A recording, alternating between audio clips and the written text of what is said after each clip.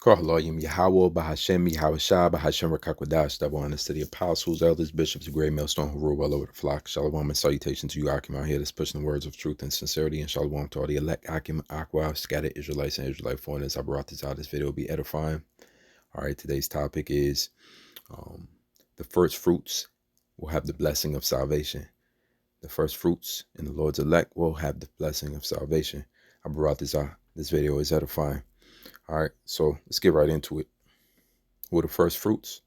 I'm going to James, the first chapter, verse 18. It says here, of his own will, and that will is Yahweh the Father, begat he us. That word begat, right? Born, right? The scriptures say we're going to be born again. All right, so we're being birthed into this new understanding, this new will of the Heavenly Father. Begat he us with the word of truth. So it's that truth, right? Unless a man be born again of the Spirit, right? That Spirit is this word of truth. So it enters in your mind and it plays on your psyche, so to speak. It's an effect that it has on the elect, and the elect waken. They're risen out of their dark sleep. It says that he should be a kind of first fruits of his creatures. And so that's what the Lord is doing with his elect through the words of the scriptures, of words of truth. The KJV, or the NLT rather, says he chose to give birth to us by giving us his true word. And we, out of all creation, became his prized possession. So that's the first fruits. It's likened into a prized possession. First fruits going into Leviticus, right? The book of Leviticus, how at one point, whatever was the first of your harvest, it was given unto the Lord. Let me see if I can find that in my precepts real quick. It's Leviticus 23 verse 10. It says here, and start at 9, and the Lord spake unto Moses, saying, speak unto the children of Israel, so we know who is pertaining to, and say unto them, when ye be come into the land which I give unto you, and ye shall reap the harvest thereof, and ye shall bring a sheaf of the first fruits of your harvest unto the priest, and he shall wave the sheaf before the Lord to be accepted for you on the morrow after the Sabbath. The priest shall wave it. So that's the first fruits that you give unto the priest, right? Or the Lord likens us to those first fruits, his first fruits, his precious prize, his precious possession. Let's go into what the interlinear says about first fruits. The word here in the Greek, Strong's G 536, aparche, aparche. okay, that's aparche in the Greek.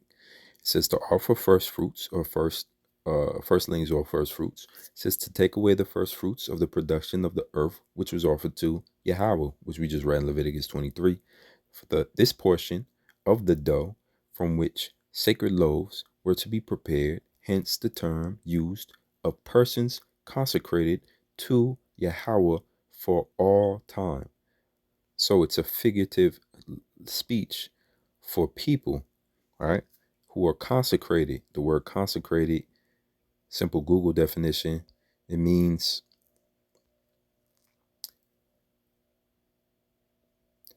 having been made or declared sacred. Having been made or declared sacred. To make or declare sacred. To dedicate formally to a religious or divine purpose. So we have a religious and divine purpose. Again, the idea of the first fruits, and when you accept it, it's understanding that this lifetime, this period, you have been separated. You have been made sacred. You have been made holy. You have been separated from whatever the will is that you used to have. And now you serve the higher purpose, your higher calling. That's what a calling is.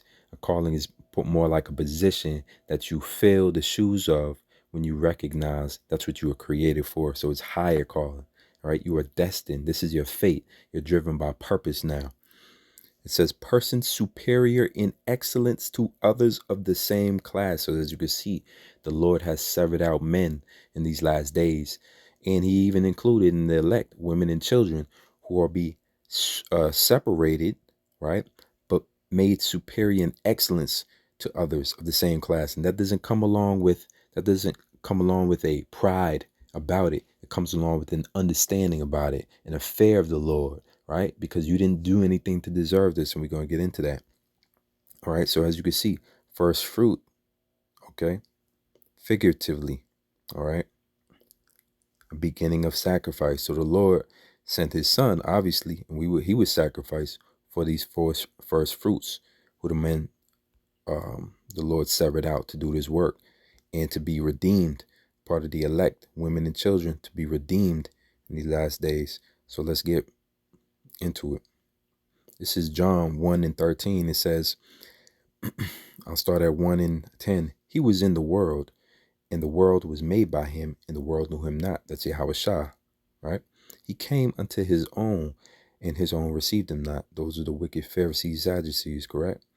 But as many as received him, which was part of his own, to them he gave power to become the sons of Yahweh. So now you know who the sons of the power is. Those are those that received them.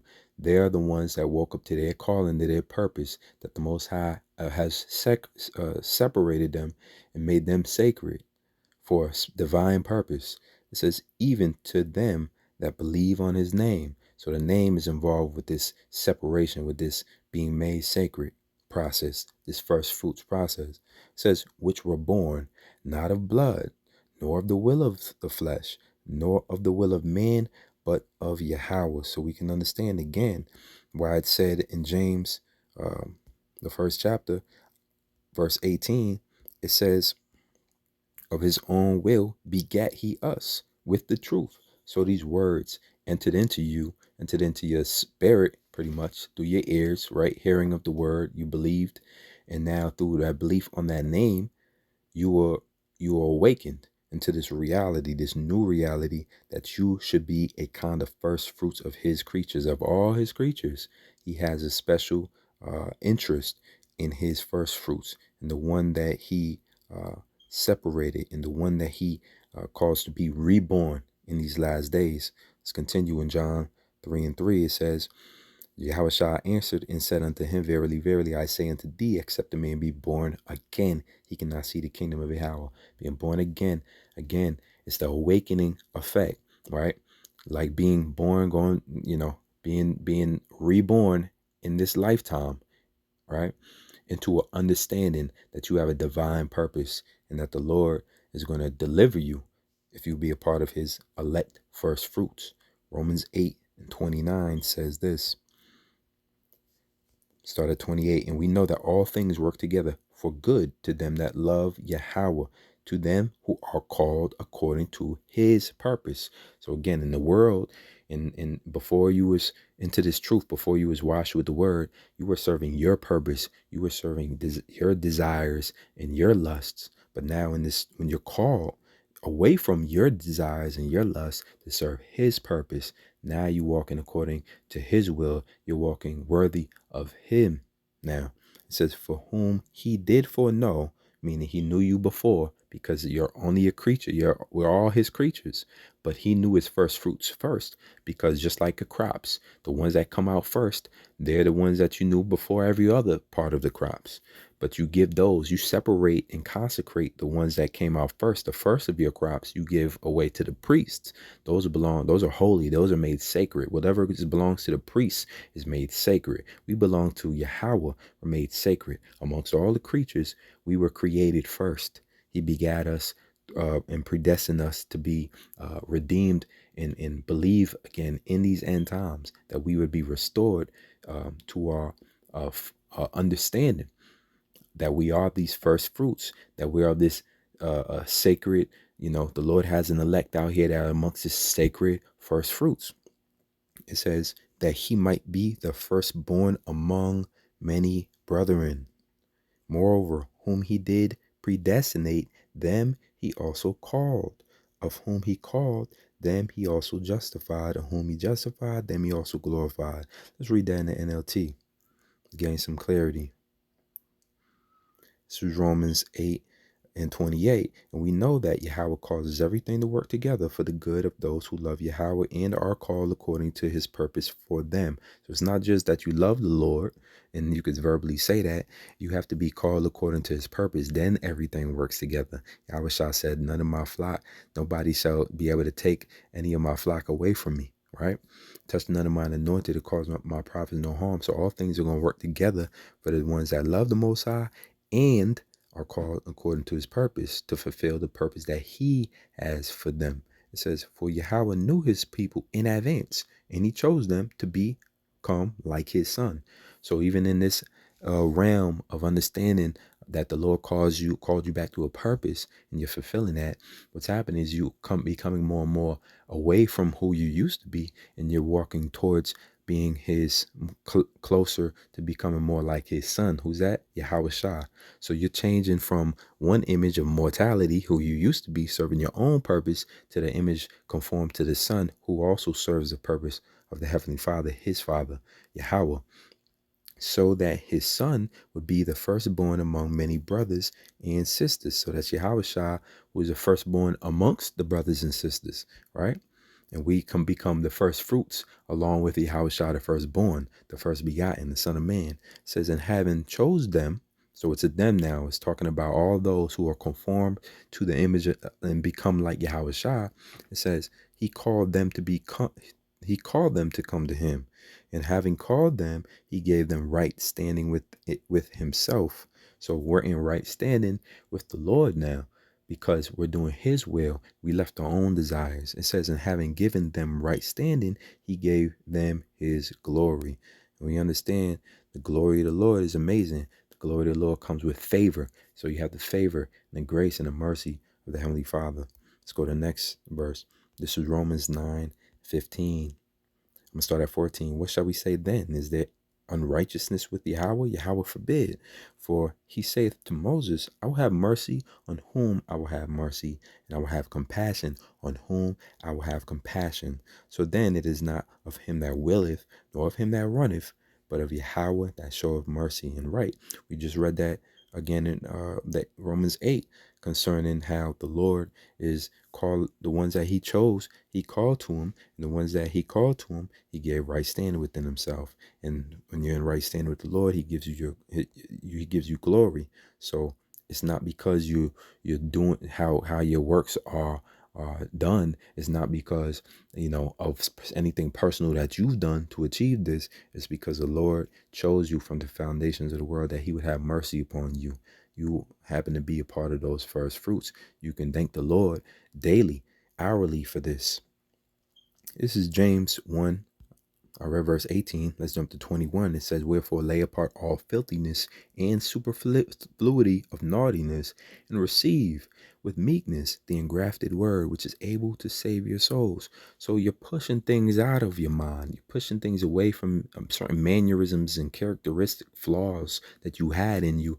You're able to push them. You're able to slow down from this rat race, slow down from this trying to make it in life, and your own personal desires. You can slow down, draw away from that in this end times before destruction comes, and you can start serving the will of the Heavenly Father with meekness now, receiving the engrafted word, which is able to save your souls. Let's get that word engrafted. Right? Let's get that word engrafted. There's a few words I'm grabbing this. Let's get the word engrafted first. It says inborn, implanted by nature, implanted by others' instruction. So this word is in us now. This word works through us. It says the doctrine implanted by your teachers. So we have teachers, right? So we have to receive this word, right? It says receive like mellow soil as it is. As you can see, the soil just receives. What is mellow soil? All right, it's interesting that they put that there. Mellow soil, a porous, soft, granular soil that can be worked easily without being compacted. All right, mellow soil.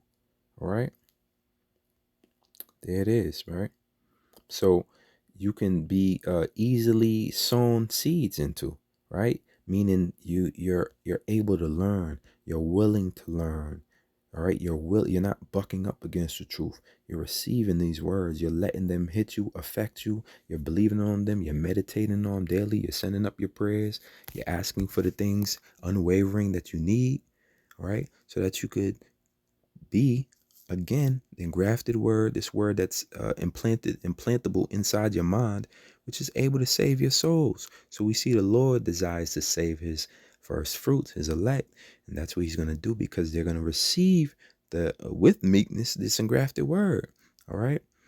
So as opposed to fighting it, as opposed to arguing about it, right? And it says put off all superfluity and naughtiness. Let's just grab this in the NLT real quick,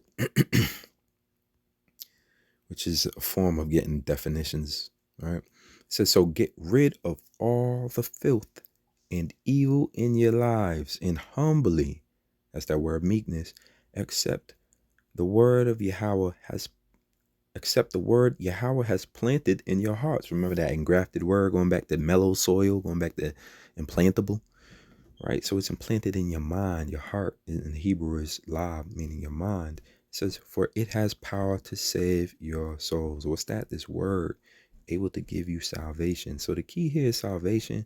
It is now. It always has been. Well, that's why they asked the Lord in the book of Acts, the first chapter, Lord, are you going to now yet establish, the kingdom to Israel? Are you going to now give this kingdom to Israel? They wanted to be rulers. They wanted to reign again. The Lord's going to allow that to happen once salvation comes, once he comes back the second time to deliver us out of thermonuclear warfare. All right, so we got Leviticus. We understand what the first fruits was all about. It's about a consecrated or separated portion of the field that would be given to the priests. It was made holy. It was above and beyond the rest. And that's what it figuratively means for the elect, the 144,000. And that's what you get into here in Revelations, the first chapter. I'm just going to jump down to the fourth verse. These are they. Who are they? The 144,000. These are they which were not defiled with women. Women symbolizes uh, uh, um, theories and symbolizes philosophies in this world. The many various books out here that contain all of these women and philosophies in them. You're not defiled by it, right? So you're basically pure. You're still pure. You're made pure. That's what the washing of the word is all about. You're washed and made clean now, all right? As a clean woman, cleaned up, chaste version for Yahweh Shah, the bridegroom. Says, for they are virgins. That's what it's all about, not being defiled. You still have your virginity, your spiritual and mental virginity, because you believe wholeheartedly on the Lord, his name, and his power. It says, these are they which follow the Lamb whithersoever he goeth. So the Lamb is that bridegroom for the virgin. And Yahweh Shah, we're following him figuratively now, because we're believing, we're depending, or we're eating the roll, right? The Yahweh Shah said, I come in the volume of the book. It is written of me. So we're eating, we're feeding on that figurative blood and flesh of Yahweh Shah by eating this word, by consuming this word with meekness, the engrafted word, able to save your souls. And that salvation is coming for those who were changed and went after the fulfillment of the purposes that the Most High had called us back to. It says, these were redeemed from among men. So guess what? Remember, out of all of the creation, we read that in James. Here it is that the Most High has the first fruits of the creation. So he created all men you could see walking around. Then he created a special nation out of all men, Israel. Then he created a special first fruits out of the nation of Israel, who are the ones that's going to be redeemed from among men. It says, being the first fruits unto Yahweh and to the Lamb. And in their mouth was found no guile, for they are without fault before the throne of Yahweh. So you can see guile represents fault, and you're without it because the Most High cleaned us up and was able to redeem us because we followed after the Lamb and we weren't defiled with women. I brought this out. This video was edifying. Call Allah Yahweh Shah. Till next time. Shalom.